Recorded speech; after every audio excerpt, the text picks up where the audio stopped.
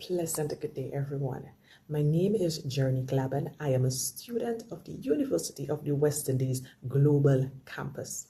The topic today that I will be discussing with you is called From Presence to Performance. Why seat time is killing institutional efficiency. Can you imagine working from 9 to 5? Now imagine doing this until retirement. This is the reality of the majority of working class people, including myself. The 9 to 5 workday came from a time of industrial revolution whereby human society was transformed from handcraft-based economy to one based on machines and manufacturing. It is a system that requires employees to be physically present. But is this necessary in today's modern society where technology is constantly advancing and we are even more interconnected? This hours at a desk system is failing both the individual and the institution, which is why I am in support of a result-only work environment whereby employees are evaluated on the basis of output as opposed to their presence at work. Though flexibility is one of the few advantages, the basis of this argument is about how do we get an institution to understand that they can thrive successfully if they implement result-only work environment. Though some persons may argue that being present is one of the ways that shows an employee is working, this can instead create a false illusion of productivity. When employees are being rewarded or incentivized based on being seated, they tend to stretch their work so that they are able to make up for a full day's work, which is rather counterproductive, which is why a company should choose to prioritize contribution over compliance. Critics may also argue that without presence, people will not be able to work in cohesion.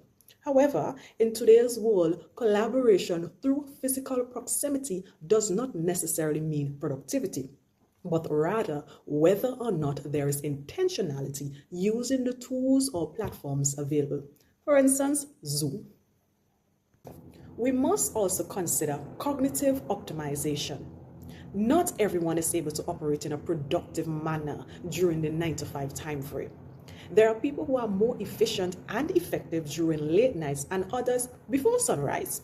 By forcing a rigid schedule, organizations are essentially ignoring this biological truth and humans are treated as robots. This standardized system is limiting an employee's ability to discover, innovate, and create. Results-only work environment not only helps an institution to exercise trust, it can save them a lot of money from constantly hiring layers of supervisors just to micromanage employees. People are generally driven through what Ryan and DC 2000 called the self-determination theory. When you encourage the 3 primary drivers of human motivation, which is choice, competence, and belonging, people will be more intrinsically motivated.